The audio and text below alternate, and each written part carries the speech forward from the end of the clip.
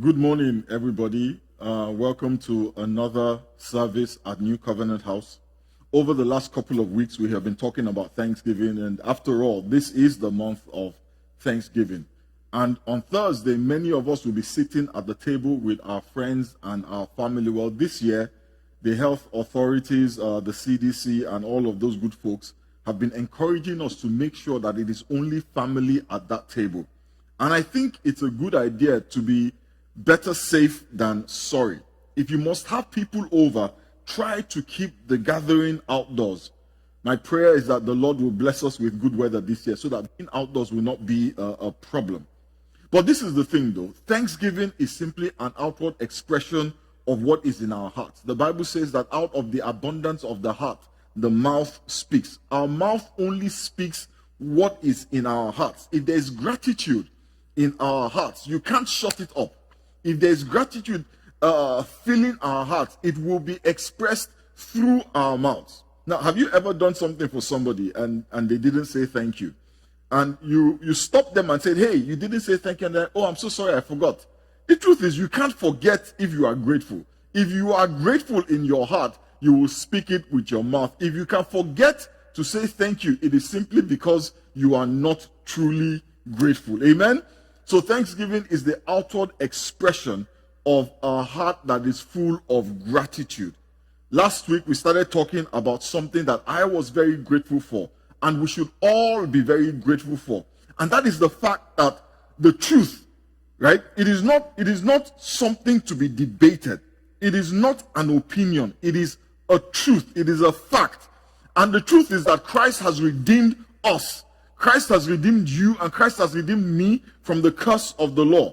The Bible says in the book of Galatians chapter 3 and verse 13, it says, but Christ has rescued us from the curse pronounced by the law. When he was hung on the cross, he took upon himself the curse for our wrongdoing. For it is written in the scriptures, cursed is everyone who is hung on a tree. For we do not have a high priest who is unable to empathize with our weakness. But we have one who has been tempted in every way, just as we are, yet did not sin. When we are in Christ, the Bible says we are no longer under the curse of the law. And this is a fundamental blessing of being in Christ. Because outside of Christ, we are judged by the extent to which we obey the laws of God. But in Christ, we are judged by the extent which he obeyed the law. And the Bible tells us that concerning the law, Christ knew no sin. In Hebrews chapter 4 and verse 15, the Bible says, we do not have a high priest who is unable to empathize with our weaknesses. Hallelujah. But we have one who has been tempted in every way, just as we are, yet he did not sin. Christ was faced with every temptation that you and I have faced. He experienced every tempting that you and I experience, but yet the Bible says he did not sin. My brothers and sisters, Jesus was righteous according to the law. The Bible says he did not sin. When he went to the cross, that is when he took upon himself all our sins. Every temptation that we faced and succumbed to, he took upon himself. And in exchange for our sins, he gave us righteousness. So he took our sins and gave us his righteousness. In 2 Corinthians chapter 5 verse 21, the Bible says, God made him who had no sin to be sin for us, so that in him we might become the righteousness of God. And because we have become the righteousness of God, because we are now counted as righteous, because the disobedience that brought down curses on us has been taken away. Proverbs 26 verse 2 says, as the bird by wandering, as the swallow by flying, so the curse causeless shall not come. You know, every time that I read that, my heart wells up with gratitude. Every time I heard, every time growing up in the church, every time I heard somebody read from the book of Joshua chapter 1 verse 8, I'm sure you've all heard this before, or those of us who have been in the church for a while, I'm sure you have heard this before. It says, this book of the law shall not depart out of thy mouth, but thou shalt meditate therein day and night, that thou mayest observe to do according to all that is written therein. For then thou shalt make thy way prosperous, and then thou shalt have good success. Hallelujah. You know, every time somebody read out these verses of scripture, my heart was filled with condemnation. Because even though I knew that I meditated on the Bible, on the word, on the law, day and night, I still find myself not being able to say that I am doing all that was written therein. So that every time I approached God about prospering me, about granting me success, the devil always reminded me that I had not observed to do all that was contained therein.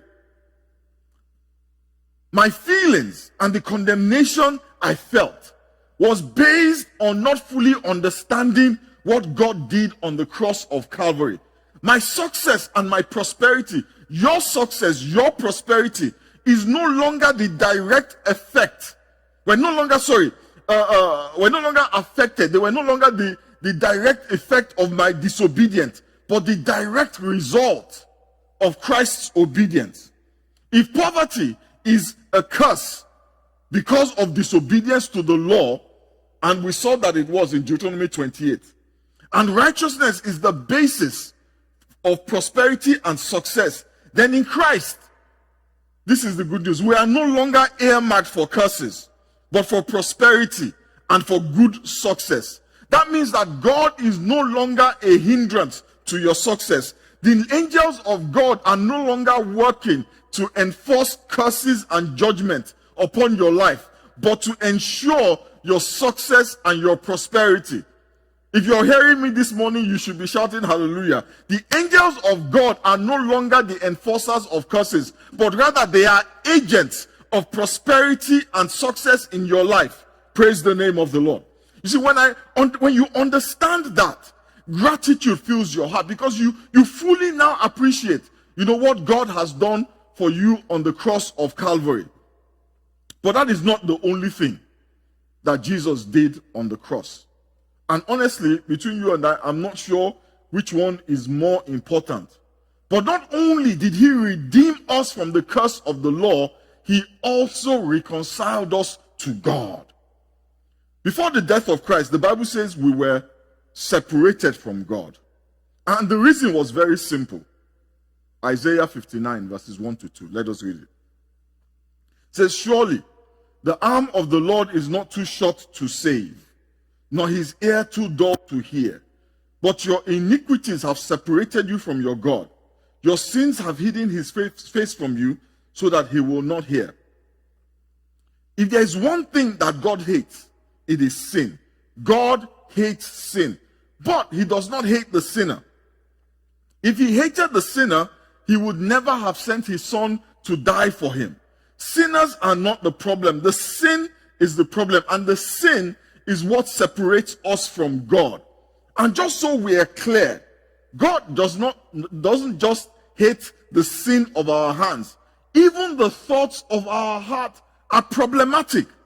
It was Jesus who said, if you look at a woman lustfully, you are guilty of adultery. You know why? God doesn't just look at the outward.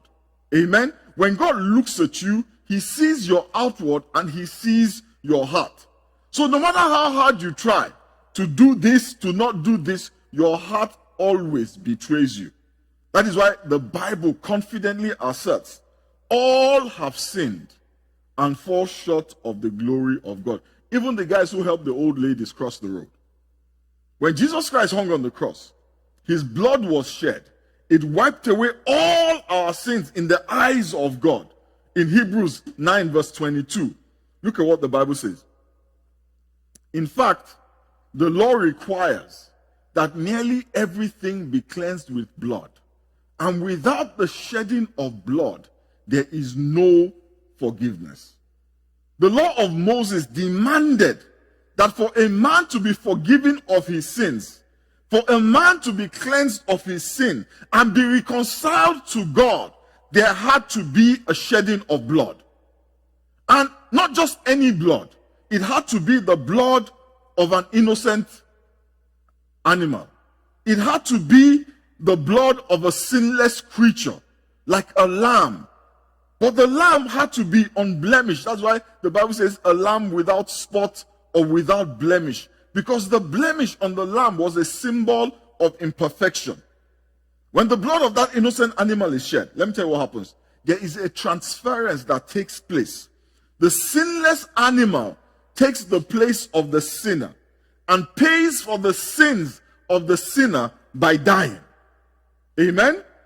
The sinner takes on the innocence of a sinless animal. Hallelujah. Now, let me tell you why I'm explaining this. For some folks, there is a sense of, oh, I've heard this before. Christ died to reconcile me to God. But the reason why many of us do not have faith to walk in it, to act in it, is because we don't fully understand it. Amen?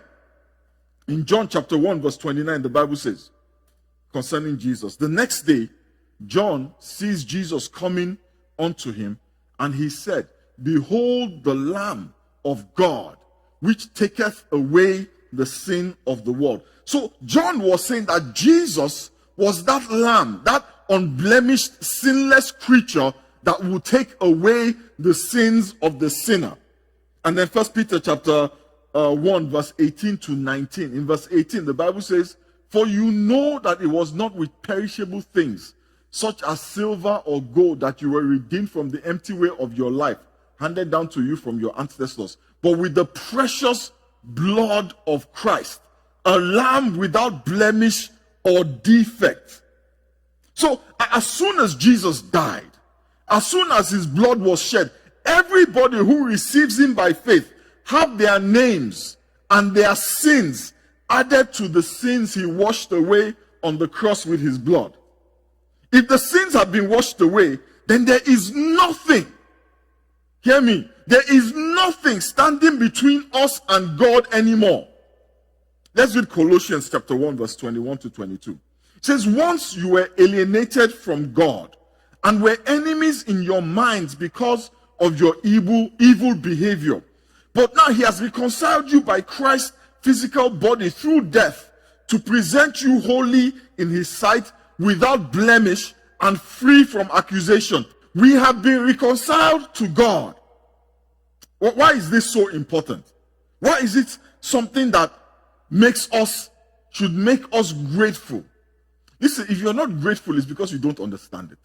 If you understand it, oh my God, nobody will have to tell you, give thanks unto the Lord. The thanksgiving will be flowing from your heart. Let's read Ephesians chapter 3, verse 12. It says, because of Christ and our faith in him, we can now come boldly and confidently into God's presence. Okay, let's wind back a little bit. In Isaiah 59, verse 2, it says, but your iniquities have separated you from your God. Your sins have hidden his face, so he will not hear you. And then then we move forward to Ephesians 3:12. It says, because of Christ and our faith in him, we can now come boldly and confidently into God's presence. So in Isaiah, our sins separated us from God. But in Ephesians, we can now come boldly and confidently into his presence. Praise God. Praise God. We can now enter with boldness and confidence and speak to God. You can pray with boldness. You can pray with confidence. The devil cannot intimidate you with accusations anymore. So you can be bold in prayer. You can be confident in his presence. When you lay hands on the sick, the devil cannot tell you, look at you, do you know what you did? You are not the sons of Sceva. You are the children of God, born of God. Hallelujah. Be confident in God's presence. Be confident. Be bold in the place of prayer. Because the promise of God is this: if you observe to do all that is in the law, you will prosper and you will have good success. Christ, the Bible says, has fulfilled the righteous requirement of the law. So that when we are in Christ, guess what? In the eyes of God, we have observed to do all that is contained therein. Yeah? That means that we will have supernatural good success. You know, Jesus Christ said something that made me feel compelled to preach this sermon, which some may consider elementary, but if it's elementary to you, fantastic. He said, if you have faith as small as a mustard seed, you will speak to the mountain. Ask it, tell it to move, and it will move. The Bible says faith comes by hearing, and hearing the word of God. But I've come to realize that when we hear and we don't understand, it is hard to have faith. It is hard to have faith. So many people who understand that, who hear that, oh, Christ has forgiven you, oh, Christ has redeemed you, don't fully comprehend what actually happened. When you understand the dynamics of your forgiveness, it is easier to believe it. Hallelujah. It is easier to be bold and to be confident. So these days, when I pray for myself, when I pray, my God, there is a boldness that I did not have. And it is because I am no longer content with just listening to sound bites. Hallelujah. I'm no longer content with motivational speakers. I am understanding the word of God. I'm understanding what is going on the back end. Hallelujah. Praise the name of the Lord.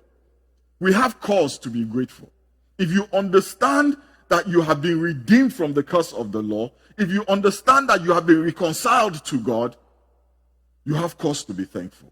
Let us bow our heads and pray this morning. Heavenly Father, we thank you. Father, we bless you and we give you praise. Almighty and ever-living God, we come before your throne of grace and mercy. We come with boldness like we never have had. We come with confidence because we know that on the cross of Calvary, the Lamb of God, without spot and without blemish, has taken away all of our sins. So the sin that separated us from you is no longer there. So we can enter into your presence and bring our requests and our petitions, knowing that we are in your presence. This morning, my brothers and sisters, whatever your request or your petition is, it doesn't matter what it is, whether it is for your health, for your family, for your finances, for your marriage, for your job, for your siblings, for your parents, whatever that petition or request is, listen, you have access into the presence of God this morning. There's nothing else you need to do to enter the presence of God. Jesus Christ said it is finished. That means that all the work required to have access into the presence of God has already been done. All you and I need to do is walk in this truth. So this morning, wherever you are, be bold. Be bold and ask God for whatever it is you want. Be bold and confident and say, Father, I need you to heal me. I need you to set me free. I need you to lead me. I need promotion from you.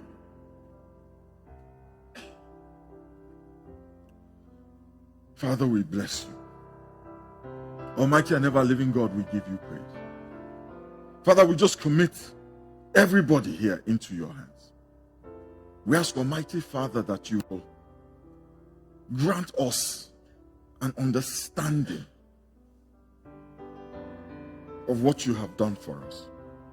You know, Paul prayed for the church. He said that the eyes of our understanding be enlightened, that we may understand the fullness of our inheritance in Christ Jesus.